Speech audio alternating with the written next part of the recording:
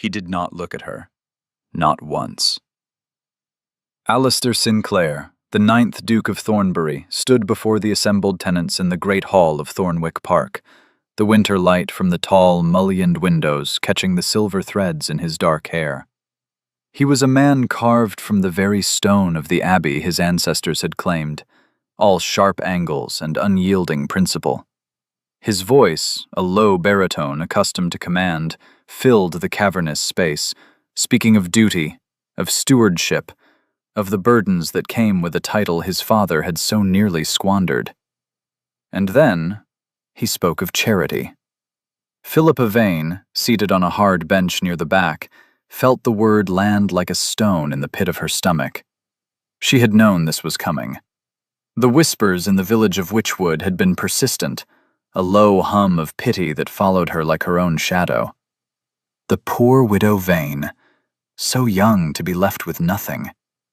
Her husband was a scholar, you know, a good man, but no head for coin. In these trying times, the Duke was saying, his gaze sweeping over the heads of the farmers and their wives, the blacksmith and the wheelwright, it is our solemn obligation to provide for those most vulnerable among us. His eyes, the color of a winter storm, settled on a point somewhere over her head, a deliberate refusal to meet her own. Mrs. Vane, whose late husband served this estate with quiet diligence for many years, finds herself in circumstances of some difficulty. Therefore, the estate will grant her a widow's pension and the use of the more comfortable Heronfield cottage, effective immediately. We will see her provided for. A murmur of approval rippled through the hall. It was a grand gesture, a public display of magnanimity. Heads turned toward her, some with genuine sympathy, others with the bland, bovine curiosity of those witnessing a small drama. Philippa felt the heat rise in her cheeks, a flush of such profound humiliation it was almost a physical blow. She kept her spine straight, her hands clasped tightly in the lap of her plain gray wool dress. The dress was a choice, not a necessity. Every thread of her current life was a choice, a carefully constructed facade of genteel poverty that had, until this moment, served her well. He had not consulted her. He had not sent his steward or his solicitor. He had simply made an announcement, transforming her from a private citizen into a public project, a testament to his own ducal benevolence.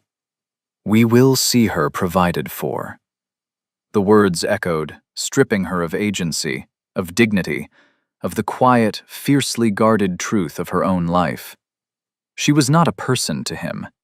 She was a line item in the ledger of his responsibilities, a problem to be solved with a cottage and a handful of shillings. She did not cry. Crying was a luxury she had not permitted herself since the day she had buried her husband, Robert. Instead, a cold, clear resolve settled in her heart. She looked at the Duke, truly looked at him, as he moved on to other estate matters, the business of her life already concluded in his mind. She saw the tension in his jaw, the faint lines of weariness around his eyes. She had heard the stories of his own struggles, of the mountain of debt his profligate father had left him, of his obsessive, single-minded quest to restore the Thornbury name. He was a man drowning in obligations, and he had just tried to use her as a life raft for his own conscience. The meeting concluded. People began to shuffle out, casting glances her way. Nan, her maid and companion of 15 years, materialized at her side, her face a thunderous mask of indignation.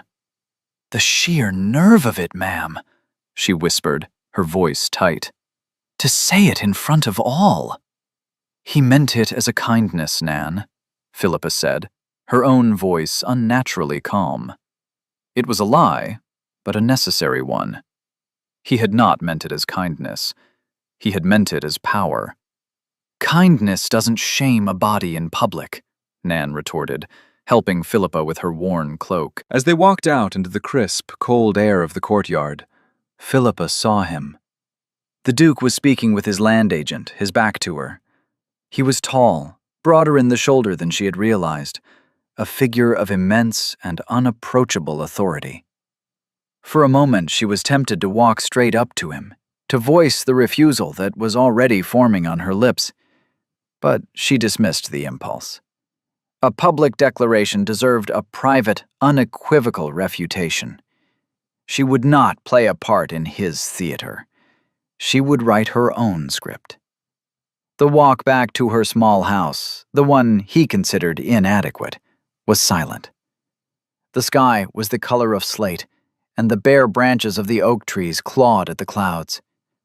The house itself was tucked away, unassuming and gray, but inside a fire was laid in the grate, and the scent of beeswax and dried lavender filled the air. It was a space of order and quiet discipline. It was her sanctuary.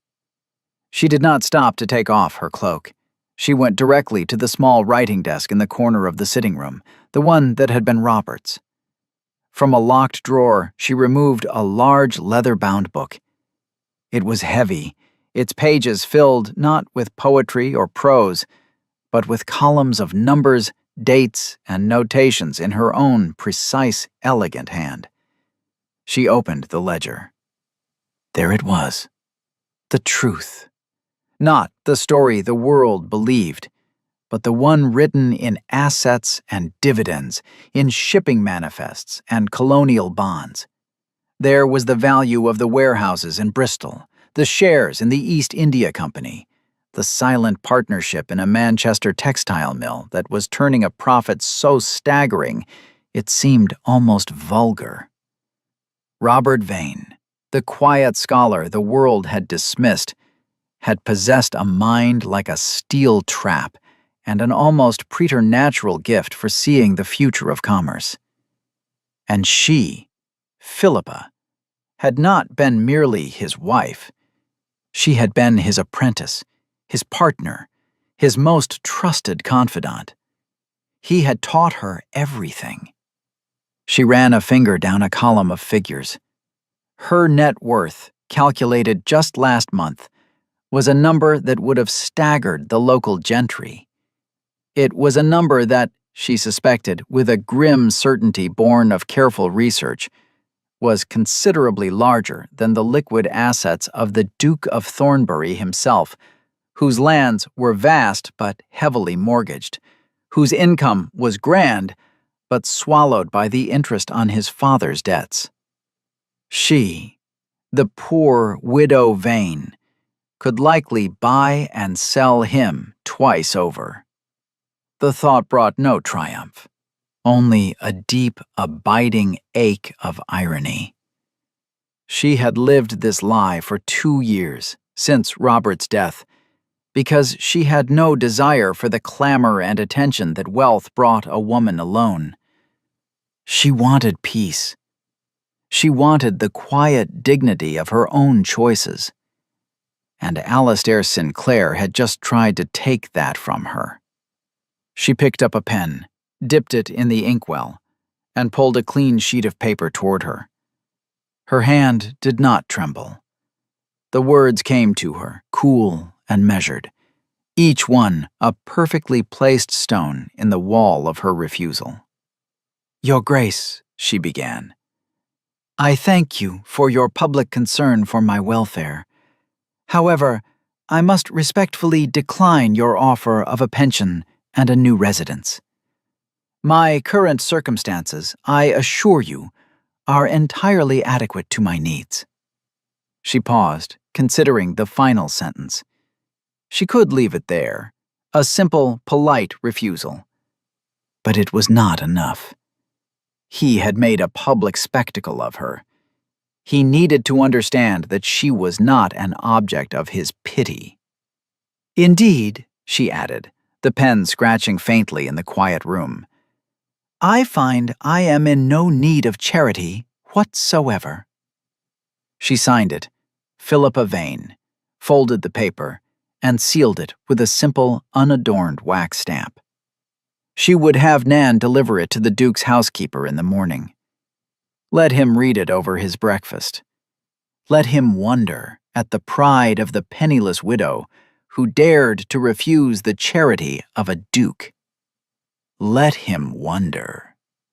She had a feeling his education was only just beginning. The Duke received the letter as he was taking his coffee in the library. The room, like the man, was handsome but severe. The shelves were filled with leather-bound volumes, but a faint scent of damp clung to the air, a testament to a roof in need of repair. He read Philippa's note once, then a second time, a deep frown creasing his brow. "Inadequate," he said to the empty room. "The woman's pride is inadequate to her station." He tossed the letter onto the table, the crisp paper landing beside a stack of invoices, each one a reminder of his precarious financial state. He felt a flash of irritation. He had tried to do a good thing, the right thing. He had seen a problem, a respectable widow in a drafty cottage, and he had solved it. For her to refuse was not merely ungrateful, it was illogical. It offended his sense of order. He summoned his agent, a harried man named Fletcher. "Mrs. Vane has refused the pension," the Duke stated, his voice clipped. Fletcher shifted his weight. "Yes, Your Grace. Her maid delivered the note this morning, gave it to Mrs. Blackwell." "What do you know of her circumstances, truly?" "Only what is commonly known, Your Grace. Mr. Vane was a second son, a scholar. He worked for your late father, cataloging the archives. They lived simply. Since his passing, she lives even more simply." Fletcher hesitated. "Some in the village say she is proud to a fault." "Pride does not pay the butcher," the Duke said dismissively. "She will reconsider when the winter bites. See that a load of firewood is sent to her cottage, anonymously. She can hardly refuse what she does not know the source of." He considered the matter closed, another piece of his world set back into its proper, logical order. He had duties to attend to, mortgages to appease, a crumbling legacy to shore up. He had no more time to waste on the incomprehensible pride of a poor widow. Philippa, meanwhile, was wasting no time at all. Her refusal of the Duke's charity was not an end, but a beginning. The public humiliation had ignited a new sense of purpose within her. Her quiet, reclusive life had been a shield, but she now saw that passivity could be mistaken for helplessness. She would not be helpless. The following week, she took the carriage to the nearby town of Colvin to meet with her solicitor, Mr. Corbin. He was a discreet, intelligent man who had worked with her husband and was one of the few people in the world aware of the true scale of her fortune. He treated her not as a grieving widow, but as a valued client, a fact for which she was profoundly grateful. "Mr. Corbin," she said, seated opposite him in his dusty, paper-filled office, "I wish to move from preservation to acquisition." He raised a curious eyebrow. "Indeed, Mrs. Vane? You have an interest?" "I have several," she replied, pulling a folded paper from her reticule. "The old Fenwick Mill. It has been dormant for a year. The owner is desperate to sell. The land is good, the water rights are sound. With a modest investment in new machinery, I believe it could be highly profitable." Corbin studied her notes. "The Duke of Thornbury has expressed an interest in that property himself. He wishes to fold the land back into the estate." "The Duke," Philippa said, her voice cool, "is not in a position to buy.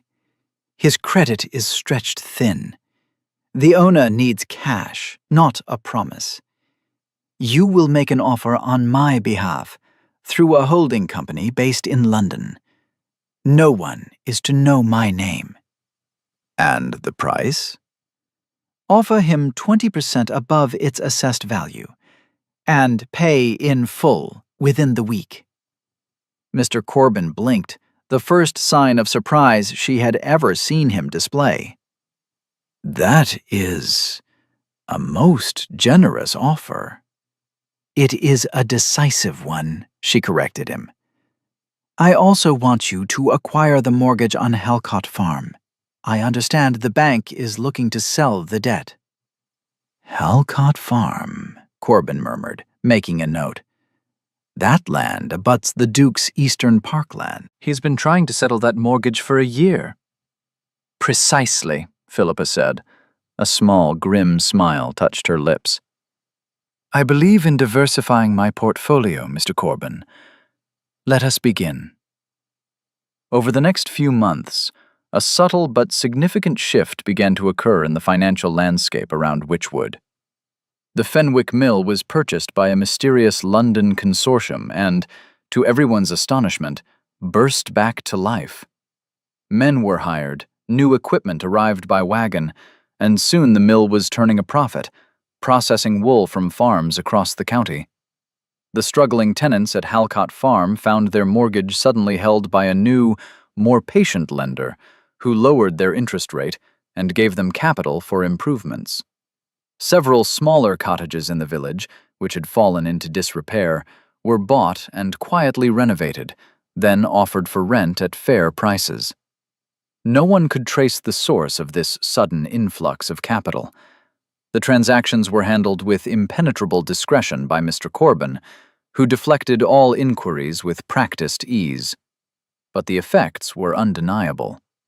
A current of prosperity, small but steady, began to flow through the district.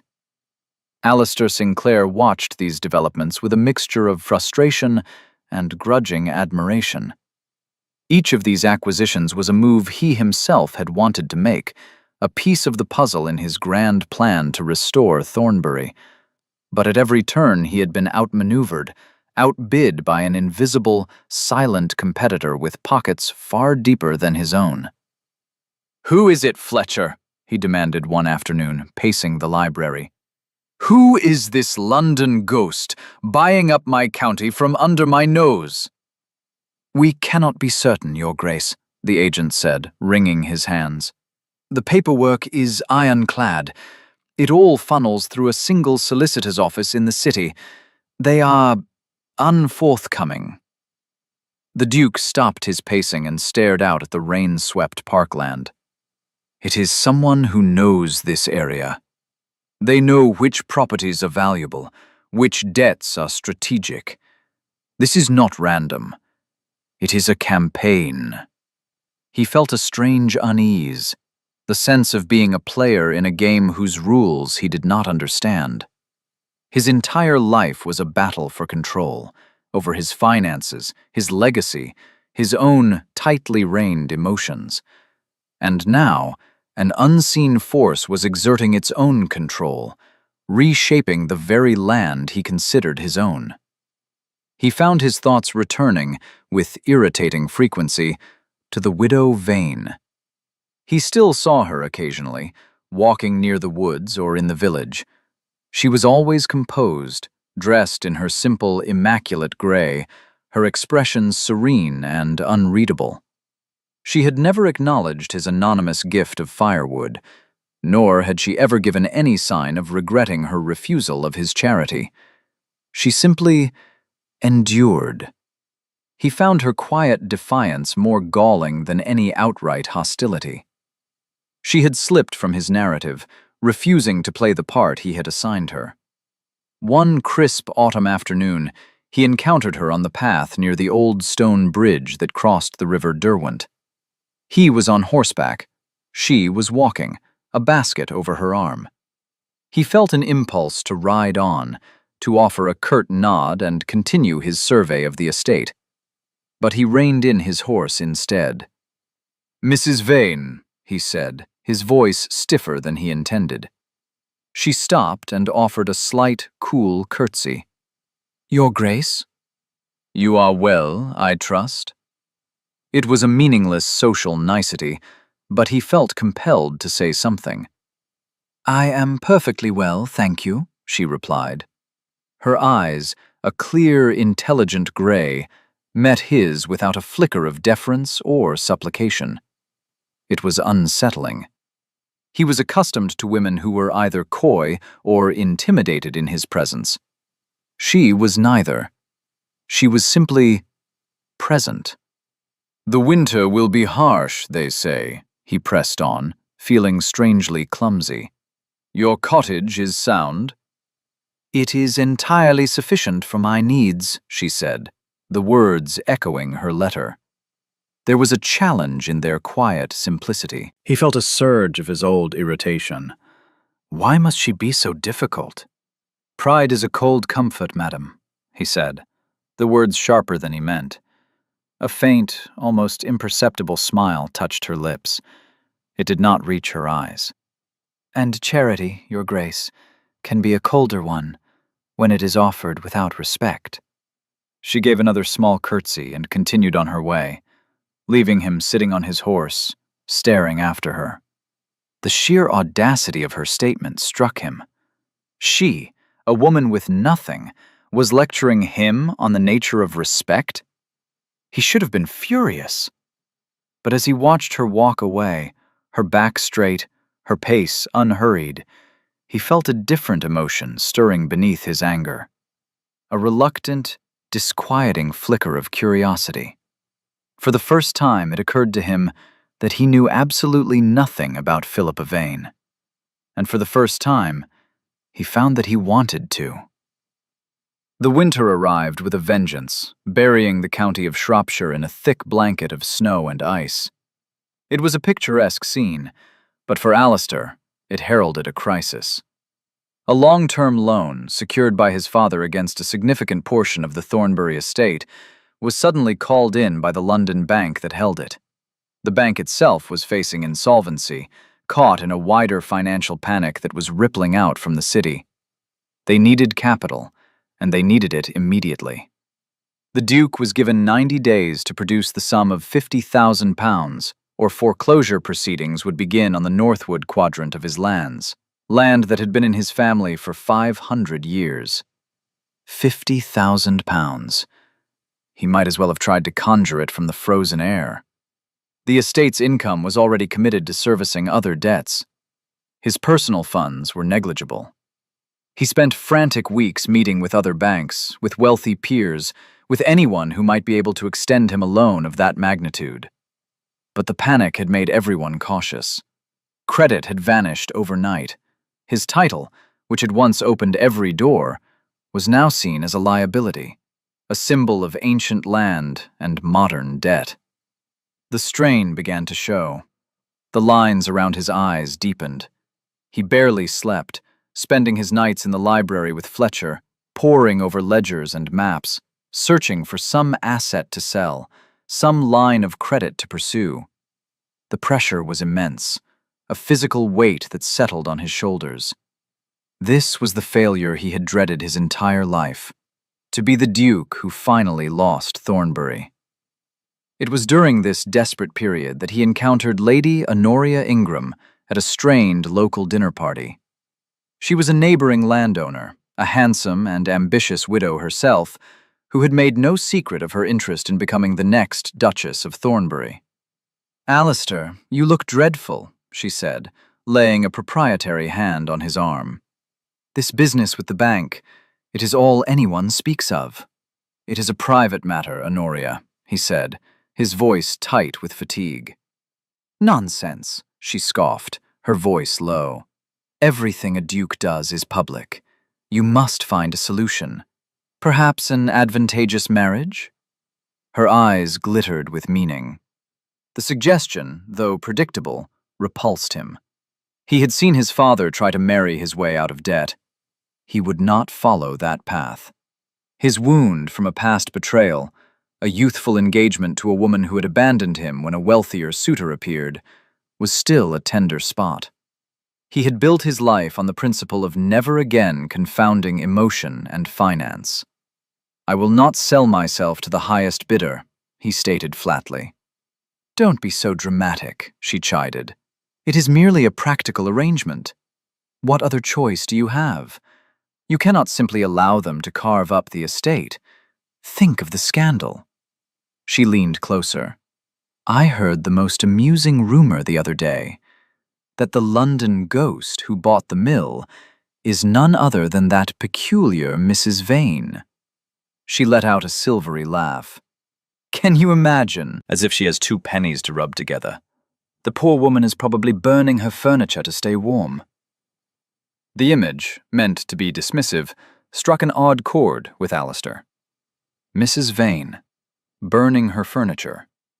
He remembered her face on the bridge, the quiet steel in her eyes. Charity can be a colder comfort when it is offered without respect. The idea of her being destitute felt wrong. It didn't align with the woman he had met. Still, the notion that she could be his mysterious financial rival was patently absurd. He dismissed it, his mind returning to the crushing reality of his predicament. His last hope was a final appeal to a venerable banking house in London, run by a man who had been a friend of his grandfather. He journeyed to the city, a grim sense of foreboding his only companion. The meeting was cordial, but the outcome was devastating. The bank could not help him. The risk was too great. He returned to Thornwick Park, defeated. The 90 days had dwindled to 30. He was out of options. Fletcher met him in the great hall, his face pale. "Your Grace," the agent began, his voice trembling slightly. "A letter arrived from Mr. Corbin, the solicitor in Colvin."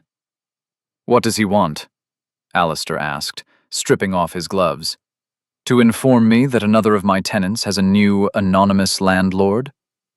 "No, Your Grace. It is an offer."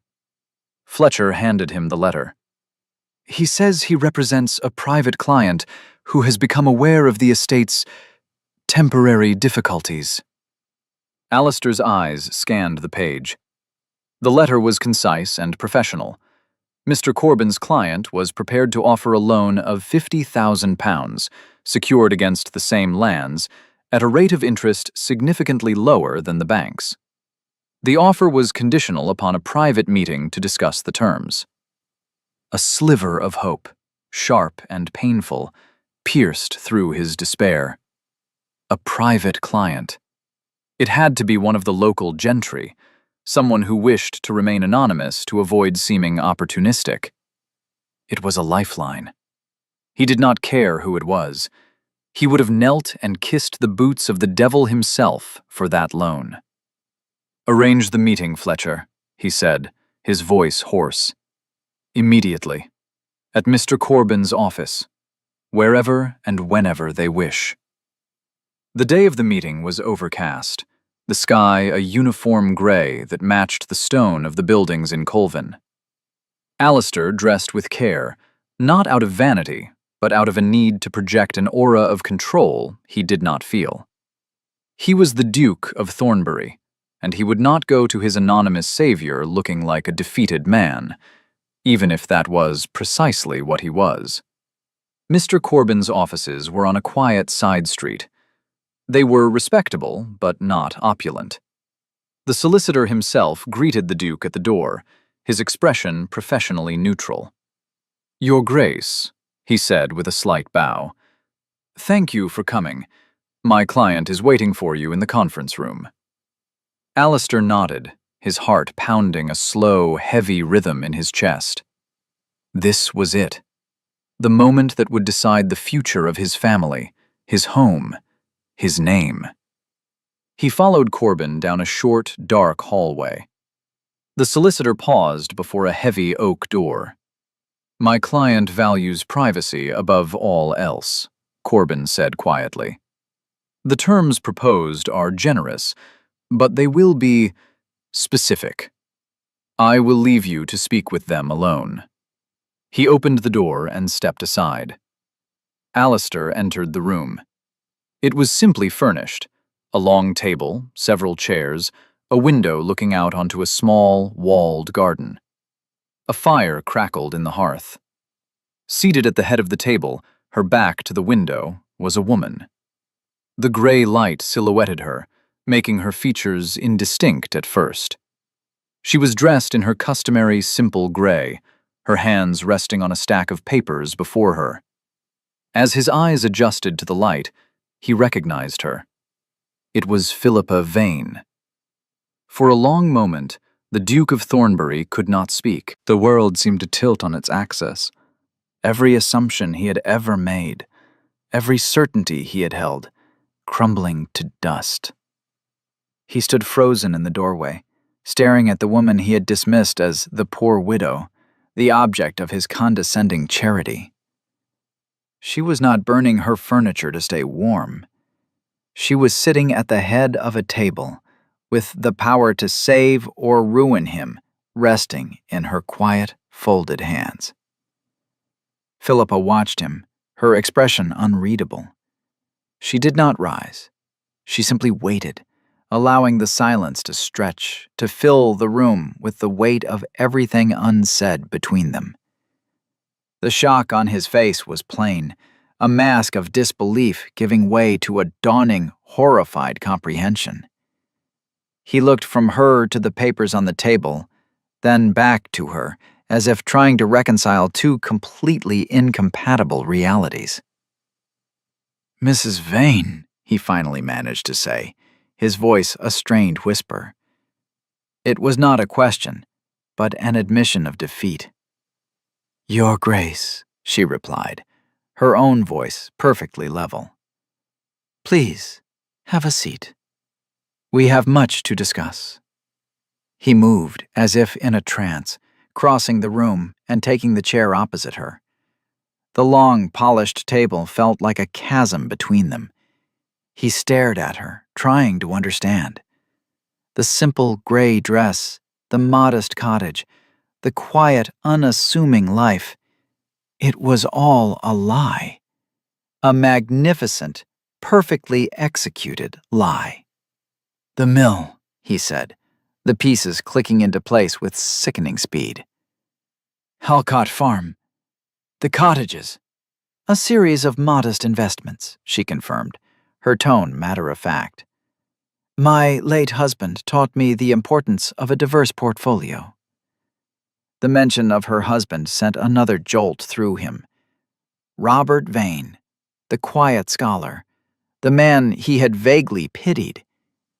It seemed he had pitied the wrong person entirely. I do not understand."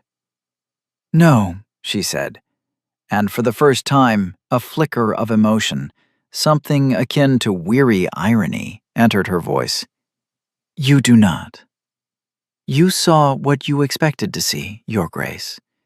A helpless widow in need of rescue. It never occurred to you that I might be in a position to rescue myself. Or, as it turns out, anyone else." The truth of her words was a physical blow. He had been so blinded by his own pride, by the rigid social order he inhabited, that he had failed to see the reality standing right in front of him. He had offered her charity, a pittance from his own near-empty coffers, while she was quietly building a financial empire around him. The humiliation of it was profound, far deeper than the shame she must have felt in the great hall that day. He dropped his gaze to the papers on the table. The loan agreement. His salvation. Offered by the very woman he had publicly shamed. "Why?" he asked, the word raw. "Why would you do this? Is this revenge?" Philippa considered the question. She could have let him believe it. It would have been a simple, satisfying narrative. The wronged woman taking her pound of flesh. But it wasn't the truth. The truth was far more complicated. "When you made your announcement at Thornwick," she began, her voice low and deliberate, "you took something from me. Not my wealth. You were ignorant of that. But my name. You reduced Philippa Vane to the poor widow. You made my private grief a public spectacle. You erased my identity and replaced it with a label that suited your sense of order. I was very angry. She paused, letting the admission settle in the quiet room. My first impulse, she continued, was simply to prove you wrong, to use the power you did not know I had to show you the depth of your error. The purchase of the mill, the acquisition of the mortgages. Yes, in the beginning, there was a certain satisfaction in outmaneuvering you, in being the ghost in your machine. She looked at him directly then, and he saw not malice in her eyes, but a clear, assessing intelligence. But I have watched you these past months, Your Grace. I have seen your desperation. I have seen you work tirelessly to save your home, to honor your family's name. You are proud, and, if you will forgive my saying so, remarkably blind. But you are not your father. You are a man of honor, according to your own principles. Thornwick Park is more than just a house to you. It is a legacy. And the people who live on its lands depend on its survival. Her gaze did not waver. I have no interest in seeing this county fall into the hands of creditors who care nothing for its people. My investments here are not just for profit. This is my home. Your ruin would, in the long run, be detrimental to my own interests.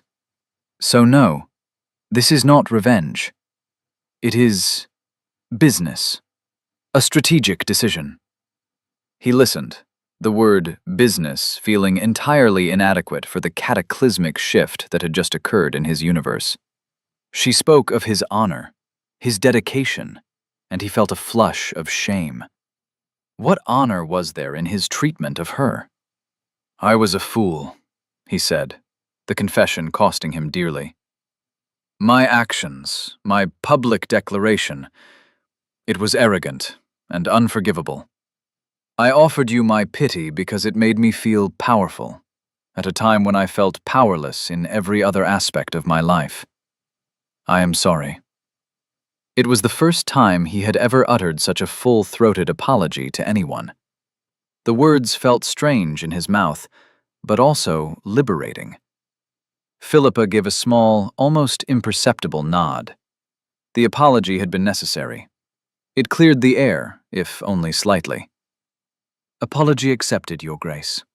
Now, shall we discuss the terms of the loan? She slid a document across the table. He picked it up, but his eyes were still on her. He was beginning to see the woman behind the facade, and she was more formidable and fascinating than anyone he had ever met. The loan was no longer just a financial transaction. It was an entanglement, a connection to this extraordinary woman he had so profoundly misjudged. He looked down at the paper. The terms were, as Corbin had promised, generous. The interest rate was low, the repayment schedule long, but it was the final clause that made him catch his breath.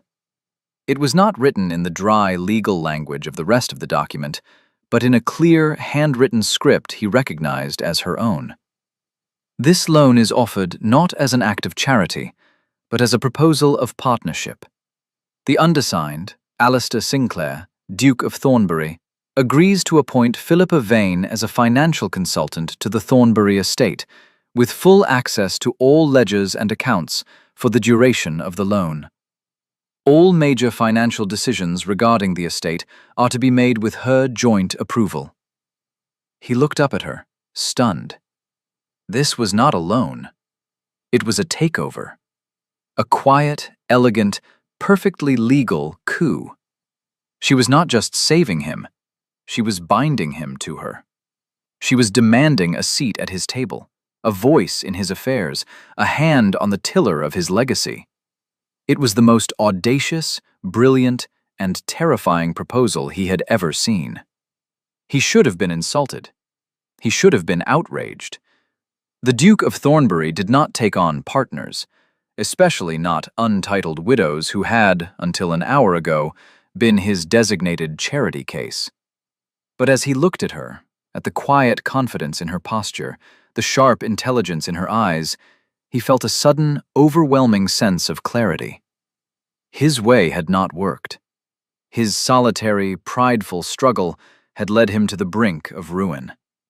He was a good steward of the land, but he was a poor man of business. She, on the other hand, was a genius at it. She had proven it. To accept her terms would be to surrender a measure of his ducal authority, to admit his own failure. But to refuse would be to lose everything. It was a choice between his pride and his home. And looking at Philippa Vane, he realized with a startling certainty that it was no choice at all.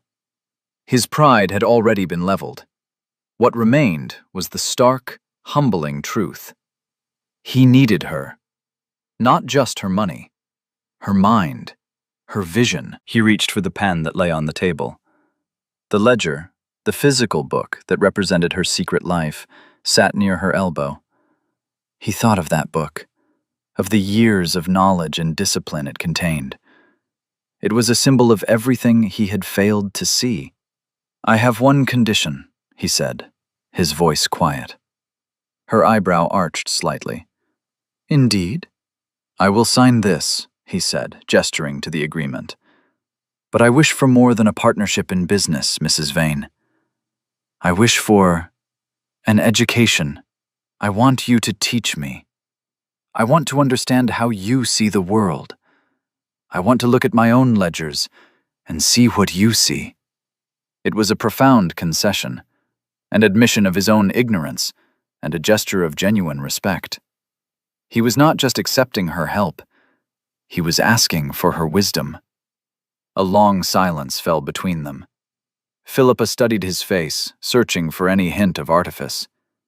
She saw only a man stripped bare of his defenses, his pride shattered, leaving behind something more honest and vulnerable. He was not asking as a duke demanding a service, but as a man admitting his need. Slowly, she reached for the large leather-bound ledger that sat beside her and pushed it across the polished surface of the table. It slid to a stop directly in front of him. An offering. A key. "Very well, Your Grace," she said, and a genuine, unguarded smile finally touched her lips, transforming her face. "Let us begin your education." He picked up the pen and, with a steady hand, signed his name. The months that followed were a quiet revolution at Thornwick Park. The loan was paid to the bank, the threat of foreclosure vanished, and a new era began. Philippa did not move into the great house. She remained in her modest cottage, but she spent her days in the Thornwick Library, a room that had once been a monument to decaying grandeur. Now, it became their office, their boardroom, their classroom. Side by side, they worked their way through the Thornbury estate ledgers, mountains of paper that chronicled centuries of wealth and decades of mismanagement. At first, their interactions were formal, cautious. Alistair was a hesitant student, his pride still a palpable presence in the room. Philippa was a patient and exacting teacher. She spoke of yields and returns, of capital and risk. She unraveled the tangled mess of his father's debts with a calm, surgical precision. He watched her, fascinated. He saw the way her mind worked, the quick, intuitive leaps she made, the deep understanding of the currents of commerce that seemed as natural to her as breathing. She was not just good with numbers. She possessed a kind of financial artistry. She saw patterns where he saw only chaos. "You have been paying this creditor in London 7% for 10 years, she said one afternoon, tapping a finger on a line in a dusty ledger. "For a loan that was renegotiable after 5. They have been stealing from you, Your Grace." "My father's arrangement," he said, his jaw tight with old shame. "An arrangement we will now terminate," she said briskly, already drafting a letter to the creditor in question. Slowly, the wall of formality between them began to erode, worn away by shared work and late nights spent by the library fire. He learned about her life with Robert, not a story of a dependent wife, but of a vibrant intellectual partnership. She spoke of their shared passion for economics, their debates about Adam Smith, their quiet joy in building a fortune that was not for show, but for security, for freedom. He, in turn, began to speak of his own past.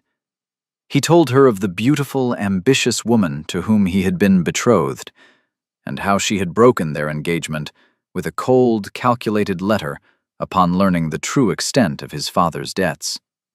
She called it prudence, he said, staring into the fire. I learned then that for many, a title is just another commodity to be bought and sold. That wound had defined him, turning him inward, making him suspicious of all motives, reliant only on his own rigid principles.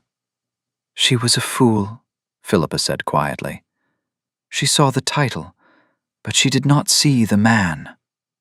He looked at her, truly looked at her in the flickering firelight.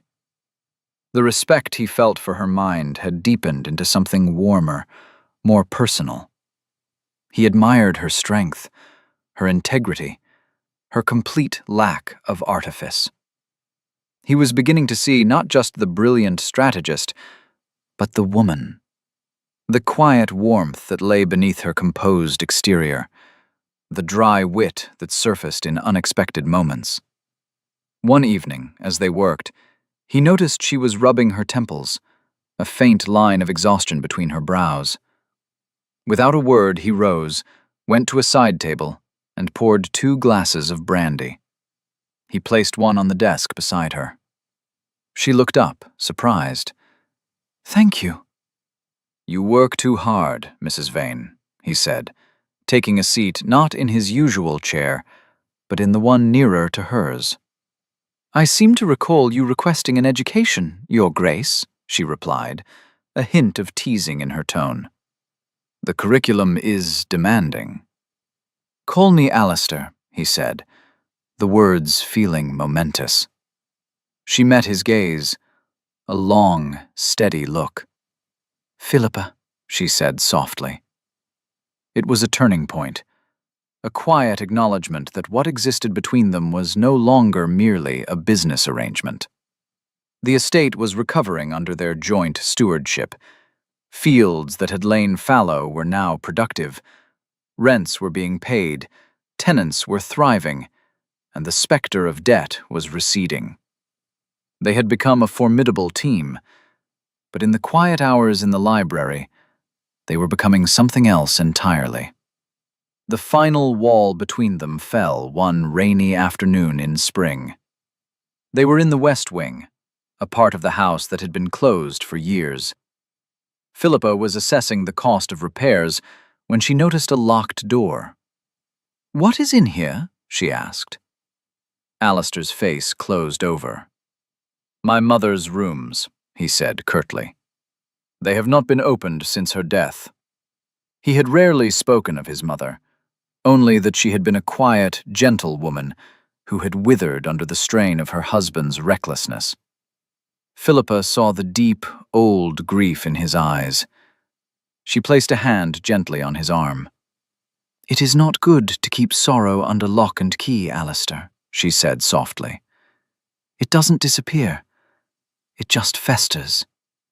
He looked from her hand to her face, and something in him seemed to break. He fumbled for a key on his ring, his hand trembling slightly. The lock was stiff, but it finally turned. He pushed the door open.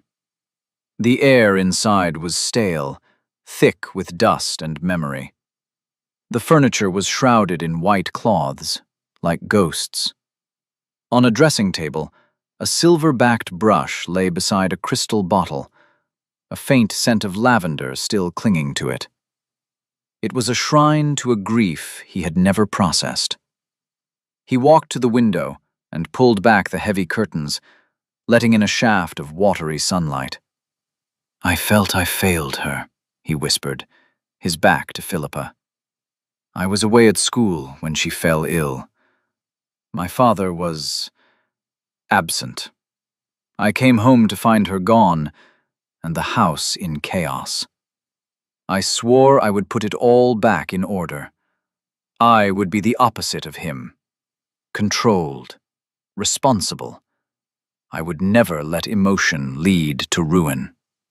And so you locked it away, Philippa said, her voice full of a compassion that enveloped him. He turned to face her, his eyes raw with unshed tears.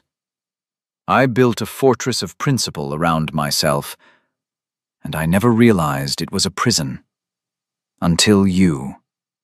He crossed the dusty room in 2 strides and took her hands in his. Philippa, he said, his voice thick with emotion. I have been a blind fool. You have opened my eyes. You have saved my home. You have shown me everything. All this time, I thought I was restoring Thornwick. But it is you who have restored me. He raised one of her hands to his lips. I am asking you not as a duke to a consultant, but as a man to a woman he deeply admires and respects. I am asking you to share this life with me, not as a partner in business, but as my partner in all things, as my wife. Tears welled in Philippa's eyes, the first she had allowed herself in years. They were not tears of sorrow or humiliation, but of a profound and overwhelming joy. She had built a life of solitude to protect herself, and in doing so, had found a partnership more real and honest than she had ever imagined possible. Yes, Alistair, she whispered. Yes. 5 years later, the great hall at Thornwick Park was filled with sunlight. The stone walls, once damp and cold, seemed to radiate a gentle warmth. The occasion was not a tenants' assembly, but the christening of Robert Alistair Sinclair, the heir to the duchy, a boy with his father's dark hair and his mother's clear, intelligent gray eyes. Philippa, the Duchess of Thornbury, stood beside her husband, a quiet smile on her face. She was not dressed in gray, but in a gown the color of a summer sky. Lady Honoria Ingram was there, her expression pinched as she offered congratulations. Her social power had withered in the face of a reality she could not comprehend, a reality where the quiet widow held all the cards. Mr. Corbin was there, looking on with discreet satisfaction. Later that afternoon, Philippa and Alistair were in the library. It was no longer a grim office, but a comfortable lived-in space, filled with books both old and new. Their son was asleep in a cradle by the fire. A new ledger lay open on the desk, its columns neat and its balance healthy. The Thornbury estate was more prosperous than it had been in a century. Alistair came to stand behind his wife, his hands resting on her shoulders. He looked down at the ledger, then at her. "Do you remember the first day we sat in this room together?" he asked, his voice low. "I remember a very proud, very stubborn duke who thought I was a charity case," she replied, leaning back against him. "And I remember a woman who owned my entire world, and had the grace not to mention it," he countered, pressing a kiss to her hair. "You are a remarkable woman, Philippa." "We are a remarkable partnership," she corrected gently. He reached down and closed the ledger. The work was done for the day. He turned her chair to face him and knelt, taking her hands in his. All the pride and severity had long since melted from his face, replaced by an open, abiding love. "I saw you as a problem to be solved," he said quietly, his eyes searching hers. "And I was right. You were the solution to every problem I had, especially the ones I didn't know existed. Thank you for refusing my charity." "You are most welcome, Your Grace," she whispered, her smile luminous. Outside, The sun set over the prosperous fields of Thornwick Park, a legacy not just inherited, but earned. The poor widow had refused the Duke's coin, and in doing so, had given him a treasure beyond all price, a future built not on the brittle foundation of pride, but on the bedrock of a shared and honest love.